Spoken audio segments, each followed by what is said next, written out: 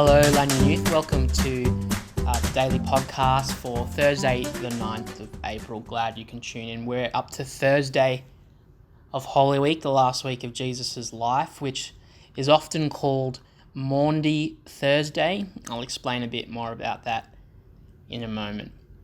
Question: how would you spend the last 24 hours of your life?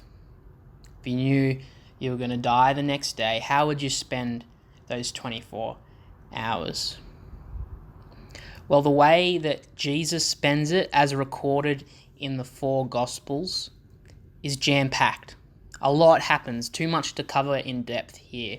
Jesus is in Jerusalem during Passover, and so he gets his disciples to prepare a Passover meal, which we have come to know as the Last Supper, the Lord's Supper, that we celebrate in church. During this, Jesus is betrayed by Judas. Judas leaves the meal to go hand him over. We read in John's Gospel that Jesus teaches the disciples one final time. He prays with them and then prays by himself.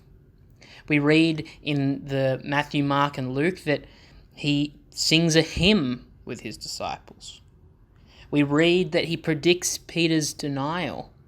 We read that he prays in the Garden of Gethsemane in anguish, asking if there was any other way, whether this cup might be taken from him.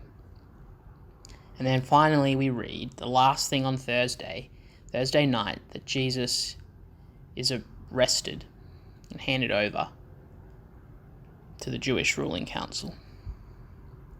A lot takes place for Jesus on this day of Holy Week. Again, that question, how would you spend the last 24 hours of your life if you knew you had a day to live? Well, Jesus, he doesn't spend it selfishly, getting in all the things he missed out. He doesn't just go feasting and partying, or he doesn't just spend time with his family. He prays, he sings, he eats with his disciples, he teaches, he cries. He does everything he needs to ready himself, to ready his soul for his impending cross, for the ache and anguish of being forsaken by God on a cursed tree. That's how Jesus spends the last 24 hours of his life for his disciples, for you and me. Each Easter, I find, even though I've spent several years now being a Christian, I still find myself asking the question, why did Jesus end up on a cross? Why did he go to the cross? I want to read a story from this Holy Thursday that helps us understand. It's from John's Gospel. I'll just read the first 5 verses. John 13, 1-5. It was just before the Passover festival. Jesus knew that the hour had come for him to leave this world and go to the Father. Having loved his own who were in the world, he loved them to the end. The evening meal was in progress, and the devil had already prompted Judas, the son of Simon Iscariot, to betray Jesus. Jesus knew that the Father had put all things under his power, and that he had come from God and was returning to God. So he got up from the meal, took off his outer clothing, and wrapped a towel around his waist. After that, he poured water into a basin and began to wash his disciples' feet, drying them with the towel that was wrapped around him. This act before Jesus' death is a symbolic one of service and love. A master washing his disciples' feet, it's a humble service, a radical service. It's also a symbol of Jesus washing them clean. Go read the story further to get more out of it. This is where Maundy Thursday, what often churches call this day of Holy Week, this is where the name Maundy comes from. It was a name for the ritual that churches often do on this day, where they actually get the leaders of the church to wash one another's feet, to wash the congregation's feet, as a symbol of loving, humble service. What I love about this story is it helps answer that question, why did Jesus go to the cross? Because John, he really sums up what this story shows us. He says he loved them, his disciples, he loved them to the end. Jesus went to the cross because he loved his disciples. He loved us to the end. I heard a story once about a pastor who I know who ran a church for homeless people, and they did this ritual, washing people's feet.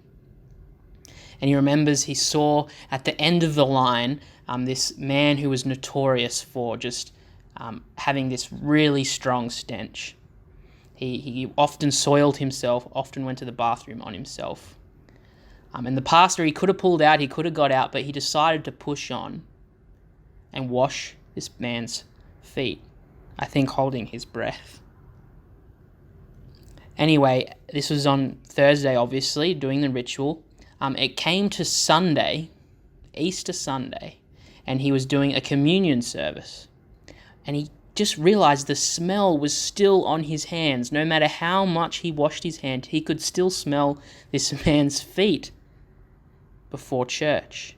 And in that moment, he told me that he realized it's very likely as Jesus hung on the cross the following day, the smell of his disciples' feet in a messy ancient world, he could probably still smell them on his hands. Now, this isn't in the passage, and we don't know for sure, but the symbolism strikes me. As he hung there on the cross, he was reminded, even by that smell on his hands, that he was dying in love to save his disciples, his people, humanity. For more about that day, that cross, that moment, tune in tomorrow.